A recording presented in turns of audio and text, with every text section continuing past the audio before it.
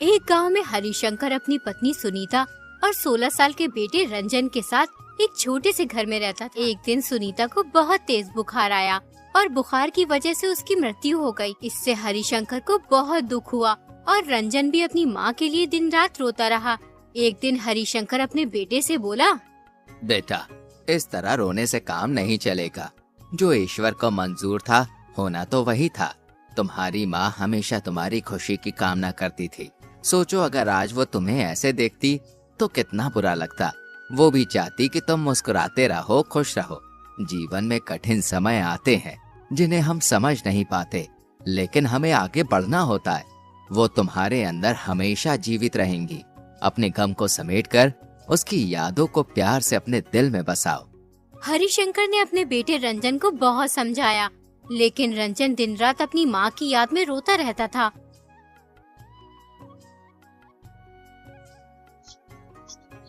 फिर एक दिन हरिशंकर के भाई आलोक ने उसे सलाह दी।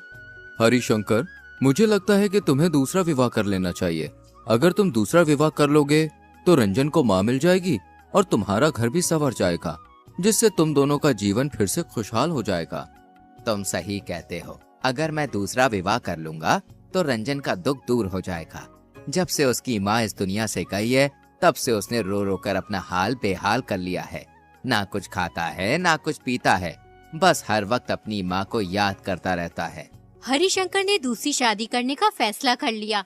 लोगों ने उसे बहुत सी सुंदर लड़कियों के नाम बताए, लेकिन उसे कोई भी पसंद नहीं आई। फिर उसने इंदु नाम की विधवा औरत से शादी कर ली। उस औरत का एक लड़का भी था जिसका नाम नीरज था। हरिशंकर ने सोचा था कि ये विधवा औरत माँ का दर्द समझती है, लेकिन हरिशंकर की ये सबसे बड़ी भूल थी, क्योंकि उसकी दूसरी पत्नी बहुत चालाक निकली। कुछ ही दिनों में उसने रंजन के साथ बुरा बर्ताव करना शुरू कर दिया। वो रंजन से सारा दिन काम करवाती और एक पल के लिए भी उसे खाली नहीं बैठने देती थी।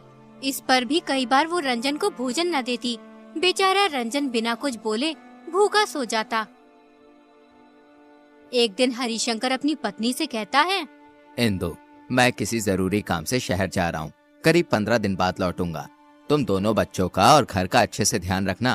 ठीक है जी, तुम बिल्कुल भी चिंता मत करो, मैं सब कुछ अच्छे से संभाल लूंगी, लेकिन तुम जल्दी लौटने की कोशिश करना। मैं कोशिश करूंगा कि जल्दी लौट सकूं। तो मेरा जरूरी सामान बांध दो, मैं कल सवेरे निकलूंगा ताकि समय पर पहुंच सकूं। अगले दिन हरिशंकर शहर के लिए निकल जाता है।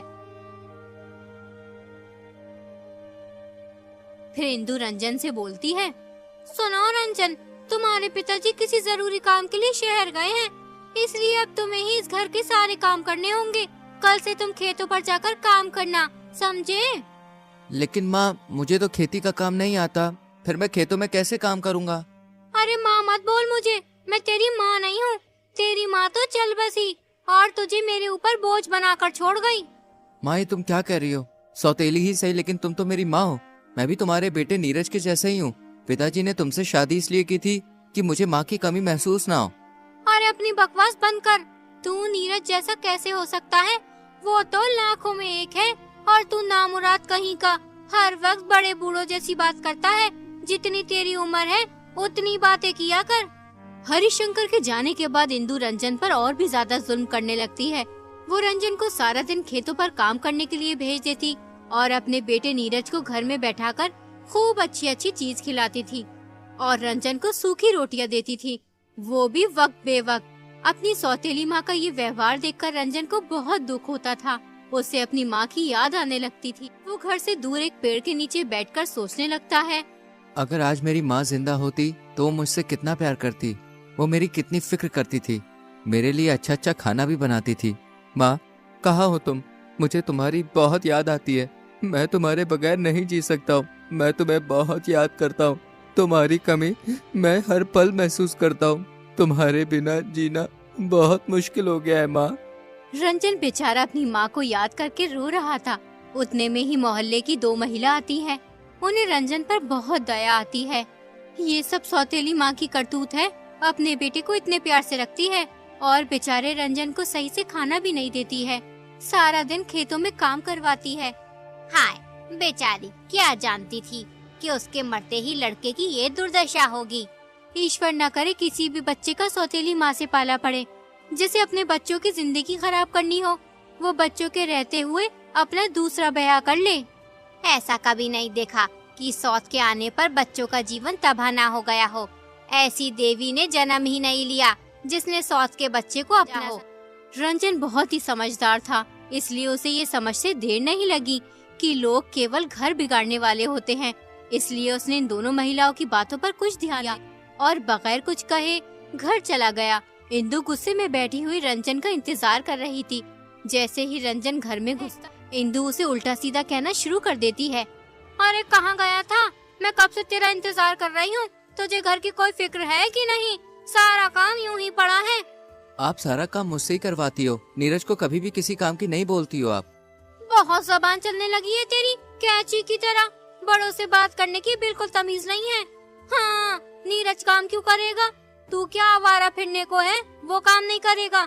मेरा बेटा पढ़ लिख कर कोई अच्छा काम करेगा, ये खेती बाड़ी नहीं करेगा, समझा?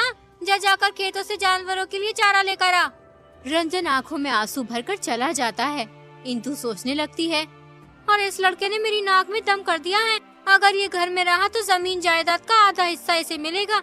एक काम करती हूँ, इस पर चोरी का इल्जाम लगा देती हूँ, फिर इसे घर से निकलवा। अगले दिन इंदु अपनी बचपन की सहेली रूपाली को बुलाती है। इंदु रूपाली से कोई बात नहीं छुपाती थी, उससे अपने घर की सभी बात बता दिया करती थी। उसे रूपाली पर बहुत विश्वास था, इसलिए वो अपना और रंजन की माता का सारा सोना एक पोटली में बांधकर रूपाली को दे देती है और उससे कहती है, अरे रूपाली, मैं तुम पर बहुत विश्वास करती हूँ, इसलिए तुम्हें ये सोना रखने के लिए दे रही हूँ। तुम इसको संभाल कर रखना और जब मैं तुमसे मांगू तब मुझे वापस कर देना। तुम चिंता ना करो, मैं इसको संभाल कर रखूंगी। लेकिन तुम ये सोना मेरे पास क्यों रख रही हो? दरअसल मैं रंजन को घर से भगाना चाहती हूँ। अगर वो यहाँ रहेगा तो जमीन जायदाद का आधा हिस्सा उसे मिल जाएगा। मैं उस पर गहने चुराने का आरोप लगाऊंगी, फिर उसे घर से भगा दूंगी। लेकिन तुम ये सही नहीं कर रही हो इंदु। रंजन कितना मासूम है, बेचारा बिन माँ का बच्चा है, ये इल्जाम कैसे सहेगा? अभी तुम उसे जानती नहीं हो, बहुत चालू लड़का है। उससे बड़ा निकम्मा मैंने आज तक नहीं देखा। उसकी जबान कैंची की तरह चलती है और घर का कोई काम नहीं करता। सारा दिन आवाराओं की तरह इधर उधर फिरता रहता है। मोहल्ले वालों से मेरी चुगली करता फिरता है कि मेरी माँ मुझे खाने को नहीं देती। इंदु रूपाली को ये झूठी बात इसलिए बता रही होती है जिससे रूपाली उसके गहने रख ले। रूपाली सोने की पोटली लेकर अपने घर चली जाती है। उसके बाद इंदु पूरे गांव में ये अफवाह फैला देती है कि कोई उसके गहने चुरा कर ले गया है, इसलिए वो लोगों को दिखाने के लिए फूट फूट कर रोने लगती है। रोने की आवाज सुनकर गांव की 2 महिला और एक बूढ़ा आती हैं। मेरी माँ ने कितनी मेहनत से पैसे इकट्ठे करके मेरे लिए गहने बनवाए थे। मैं उन गहनों को पहनकर कितना खुश होती थी। जब मैं उन्हें पहनकर कहीं जाती थी तो मेरे सारे दुख दूर हो जाते थे। अब मैं क्या करूँ? मेरा जी ऐसा चाहता है कि मैं कहीं जाकर मर जाऊं। अरे बहू, ऐसा नहीं कहा करते। तू उन गहनों के चक्कर में अपनी जान क्यों लेने पर तुली है? अगर तेरे नसीब में वो गहने होंगे तो तुझे जरूर मिल जाएंगे। अरे मुझे लगता है मेरे गहने रंजन ने चुरा लिए हैं। वो सुबह से घर भी नहीं आया है। अरे रंजन ऐसा नहीं है, पूरा गांव जानता है। उसके जैसा ईमानदार बालक कोई नहीं है। तू यूं किसी बेकसूर पर आरोप मत लगा। अरे आज रंजन के पिताजी भी आने वाले होंगे, मैं उन्हें क्या जवाब दूंगी? वो चोर उनकी पहली पत्नी के भी सारे गहने चुरा कर ले गया है। अरे पहले तू रोना धोना बंद कर, रो रो कर क्या हाल बना लिया है। जा कुछ खा पी ले। सुबह से रोने पर ही तुझे ईश्वर ने चाहा तो तेरे गहने मिल जाएंगे। यूं ही एक दिन गुजर जाता है। अगले दिन हरिशंकर आ जाता है। घर का सूनापन देखकर वो हैरान रह जाता है। वो इंदु से पूछता है, क्या हुआ इंदु, तुम इतनी उदास क्यों हो? तुम्हें तो मेरे आने पर खुश होना चाहिए, लेकिन तुम तो दुख मना रही हो। अरे किसी ने मेरे सारे गहने चुरा लिए और तुम्हारी पहली पत्नी के भी। हाँ? तुम ये क्या कह रही हो इंदु? ऐसा कैसे हो सकता है? हमारे घर में किसी की हिम्मत नहीं है घुसने की, फिर गहने कैसे चोरी हो सकते हैं? मैं भी यही सोच रही थी। मुझे लगता है किसी घर के ही इंसान ने वो गहने चुराए हैं। हमारे घर में ऐसा कोई नहीं है जो चोरी कर सके। तुम्हें किस पर शक है? देखो तुम मुझे गलत मत समझना। मुझे लगता है रंजन ने वो गहने चुराए हैं। रंजन ऐसा कभी नहीं कर सकता। वो बहुत समझदार और ईमानदार लड़का है। मैं ये कभी नहीं मान सकता हूँ कि रंजन चोर है। दरअसल कल रंजन मुझे उल्टा सीधा बोल रहा था, तो मैंने कह दिया तुम्हें बात करने की तमीज नहीं है, इसलिए वो मुझसे नाराज होकर चला गया। वो बच्चा है, नासमझ है, किसी बाहर वाले ने बहका दिया होगा, इसलिए उसने गहने चुरा लिए होंगे। तुम एक बार उससे पूछो तो सही। ठीक है, मैं अभी उसकी खबर लेता हूँ। हरिशंकर रंजन को बुलाता है और उससे कहता है, रंजन, ये क्या मजाक है? तुमने अपनी माँ के गहने चुरा लिए? तुम ऐसे तो ना थे। फिर मेरे जाने के बाद तुम्हें क्या हो गया है जो तुम चोरी करने पे उतर आए हो? पिताजी, मैं भला ऐसा क्यों करूँगा? मुझे क्या जरूरत पड़ी है कि मैं चोरी करूँ? तुम माँ के कहने पर मुझ पर शक क्यों कर रहे हो? मैं किसी के कहने पे शक नहीं कर रहा हूँ। मैं बस तुमसे पूछना चाहता था। मैं जानता हूँ कि तुम ऐसा कभी नहीं कर सकते हो। फिर हरिशंकर इंदु के पास जाकर कहता है, मुझे पुलिस को सूचना देनी होगी, लेकिन गहने मिलने की कोई उम्मीद नहीं है। जो चीज एक बार खो जाती है या चोरी हो जाती है, उसका मिलना बहुत मुश्किल है। पुलिस का नाम सुनकर इंदु बहुत घबरा जाती है और वो सोचने लगती है, अगर इन्होंने पुलिस को सूचना दे दी तो मेरा तो भांडा फूट जाएगा और फिर मैं किसी को मुंह दिखाने के लायक नहीं रहूंगी। अगर मुझे पता होता कि बात पुलिस तक पहुंच जाएगी तो मैं ऐसा कभी नहीं करती। मुझे कैसे भी करके हरिशंकर को पुलिस थाने जाने से रोकना ही होगा। तुम किस सोच में पड़ गई हो? मैं पुलिस को सूचना देने जा रहा हूँ। तुम अपना ख्याल रखना। मैं 1 घंटे में वापस आ जाऊंगा। अरे जब आप जानते ही हैं कि पुलिस को सूचना देने से गहने मिलने की कोई उम्मीद नहीं है, तो पुलिस के पास क्यों जा रहे हो? इतना बड़ा नुकसान हुआ है, चुपचाप भी तो नहीं बैठ सकता। उन गहनों को आज बनवाने जाओ तो 1000 से कम में नहीं बनेंगे। अरे तकदीर में होंगे तो मिल जाएंगे, नहीं तो जो ईश्वर की मर्जी वो सही। मैं तुम्हारे हाथ जोड़ती हूँ, अभी पुलिस थाने मत जाओ। हमें थोड़ा इंतजार करना चाहिए। अगर चोर कोई घर का निकला तो अनर्थ हो जाएगा। हमें पहले खुद तहकीकात करनी चाहिए। हरिशंकर इंदु की बात मान लेते हैं। अगले दिन सवेरे सवेरे इंदु रूपाली के घर पहुंच जाती है और रूपाली से कहती है, अरे बहन, जो जाल मैंने अपने सौतेले बेटे के लिए बिछाया था उसमें तो मैं खुद ही फंसती जा रही हूँ। मैंने सोचा था चोरी का नाम सुनकर वो रंजन को घर से निकाल देंगे, लेकिन कोई रंजन को चोर मानने के लिए तैयार ही नहीं है। हरिशंकर पुलिस को सूचना देने जा रहे थे, मैंने बड़ी मुश्किल से रोका है उन्हें। अगर पुलिस ने छानबीन की तो मैं ही फंस जाऊंगी। मुझे कैसे भी करके इस समस्या से निकलना होगा। मैं तुम्हारे पास अपने गहने लेने आई हूँ। मैं हरिशंकर से कह दूंगी मैं गहने रख कर भूल गई थी। इस तरह इस समस्या का हल हो जाएगा। तुम किन गहनों की बात कर रही हो? तुमने मुझे गहने कब दिए थे और किसके सामने दिए थे? रूपाली की ये बात सुनकर इंदु के होश उड़ जाते हैं। इंदु समझ जाती है कि रूपाली गहने जब्त करना चाहती है। अरे बहन रूपाली, तुम क्या कह रही हो? मैंने तुम्हें अपने और रंजन की माँ के गहने संभाल के रखने के लिए दिए थे। तुम यहाँ से सीधी तरह जाती हो कि बुलाऊं तुम्हारे पति को?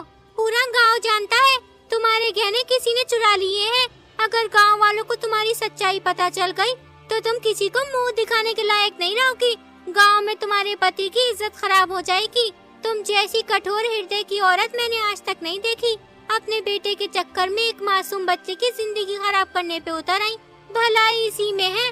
चुपचाप अपने घर चली जाओ और कभी यहाँ मत आना।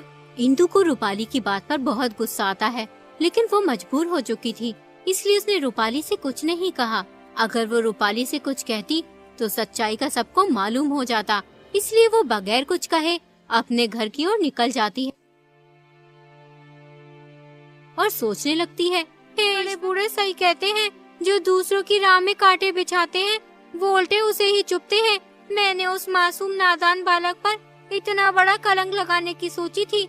मैं अपने आप को कभी माफ नहीं कर पाऊंगी। इंदु को अपनी गलती का एहसास हो जाता है। उसके पास अब केवल एक ही रास्ता था, या तो चुप रहे या फिर हरिशंकर को सब कुछ सच सच बता दे और रूपाली से अपने गहने ले ले। इसलिए इंदु फैसला कर लेती है कि वो हरिशंकर को सब कुछ सच सच बता देगी। वो घर पहुंचकर हरिशंकर से कहती है, मैं आपसे एक बात करना चाहती हूँ। ये बात सुनकर शायद आप मुझे माफ ना कर सको और घर से निकाल दो, लेकिन मुझे कोई दुख ना होगा। मेरे जैसी महिला के साथ ऐसा ही होना चाहिए। इंदु, क्या हो गया तुम्हें? तुम ये कैसी अजीबोगरीब बातें कर रही हो? दरअसल वो गहने किसी ने नहीं चुराए, वो मैंने अपनी सहेली रूपाली को दे दिए थे।